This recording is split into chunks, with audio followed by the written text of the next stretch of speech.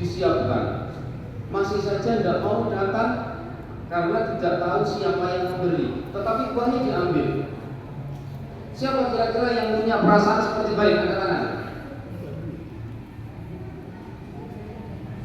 Iya, membayangkan saja. Yang bayangannya seperti baik kira-kira. Duitnya cukup, tapi tidak mau datang dipanggil. Kasih pengalaman ya. Lek awak betul orang dia. Teko enggak minta. Kenapa tidak datang?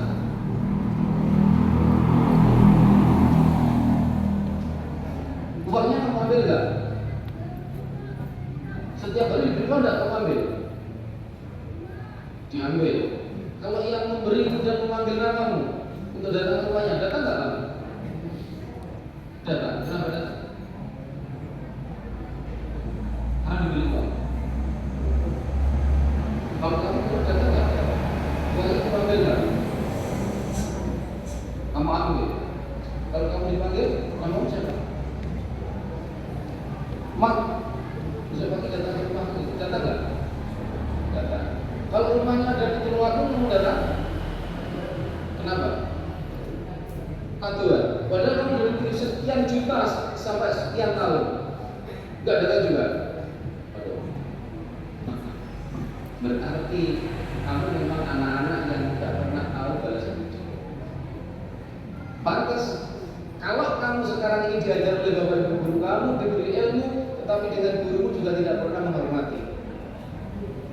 Setiap hari kamu diberi nasi, diberi makan oleh bapak ibumu, tapi ketika kamu perintah ibumu juga tidak berangkat, iya kan? Berangkat. Coba, masih banyak di antara kita yang ketika kita diberi makan oleh ibu, sangu yang menyediakan ibu, tetapi masih misu ibu, ada? Kayak, sing lele-lele ya, masih berani misu ibu ya kan? Iya. Anak-anakku, jadilah orang yang pandai bersyukur. Jadilah orang yang pandai berterima kasih. Kalau kita diberi oleh siapapun, kemarin saya sudah ngomong kepada kalian kan, sudah saya sampaikan. Apa yang nomor satu kemarin? Adab. Satu orang yang bisa jawab, yang lain tidak kalian. Ketika kita beradab kepada orang lain, maka ketika kita diberi, berapapun pemberian itu, siapapun yang memberi, maka kita harus mengucapkan terima kasih. Iya kan? Gimana? Kamu sudah terbiasa enggak? Ketika kita diberi, kemudian kamu mengucapkan terima kasih. Sudah? Kelihatannya belum tahu apa. Ini harus dibuatkan program dilatih Pak. Anak-anak ini supaya bisa memberikan, kalau diberi mengucapkan terima kasih, matur suwun. Orang kan katanya matur suwun Gusti, wis paringi sing gemati. Padahal setiap hari melarani hati, nyanyi-nyanyi tapi nggak pernah tahu diri. Siapapun yang memberi kita, maka kita diperintahkan untuk matur suwun. Di dalam bahasa agama, matur suwun kuwi begini, jadi alhamdulillah. Oleh sebab itu kita diajari oleh Allah dan Rasulnya, ketika kita menerima apapun kita selalu bersyukur. Alhamdulillah. Kamu ucapan alhamdulillah berapa kali saja? Baru makan? Sudah?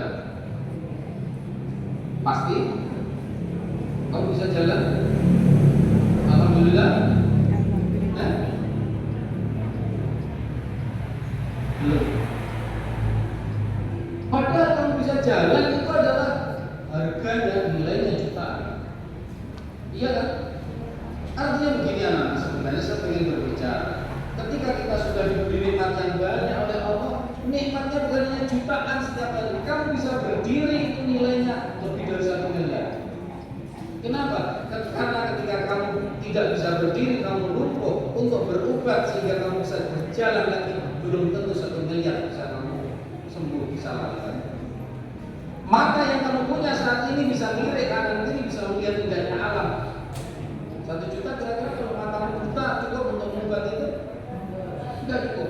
Berarti sebenarnya setiap kita bangun tidur, bahkan ketika tidur itu sendiri, kita diberikan banyak oleh Allah Subhanahu wa taala.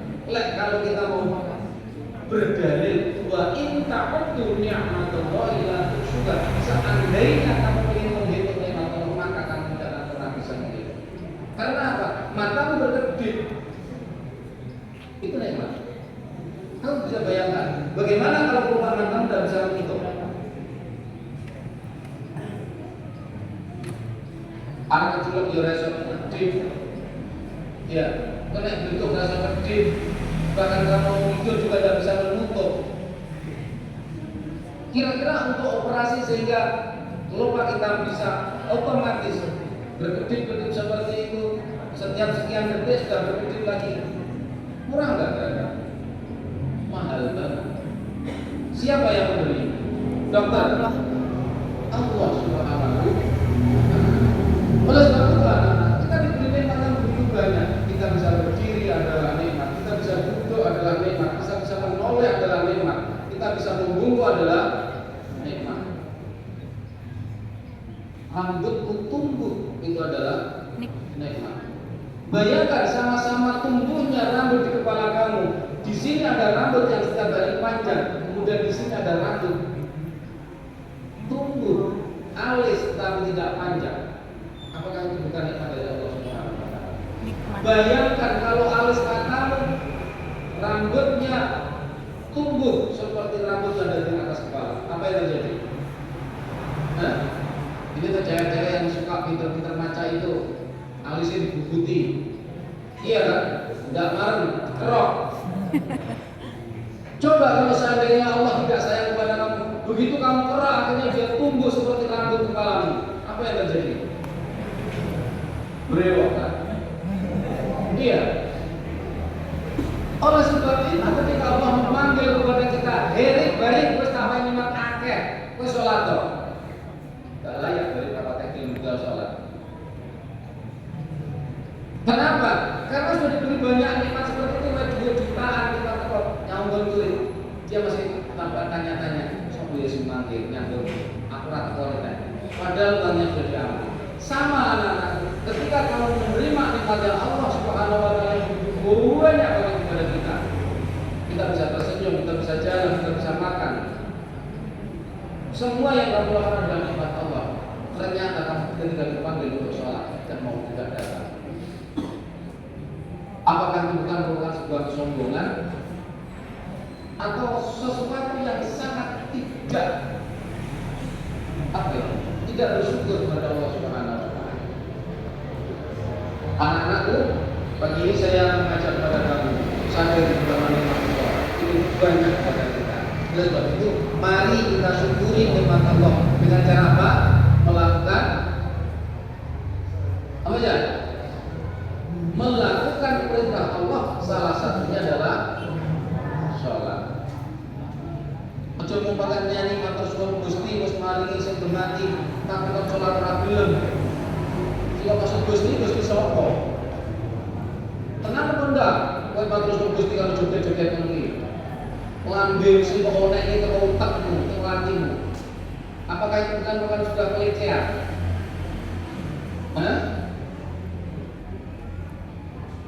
Jadi anak-anakku, kita sadari nikmat Allah banyak, maka kita seharusnya dan sepantasnya untuk selalu mengabdi kepada Allah Subhanahu wa taala. Anak-anakku, saya selalu berdoa semoga kalian menjadi orang-orang yang soleh dan solihah, menjadi orang yang bahagia di dunia dan akhirat. Allahumma amin.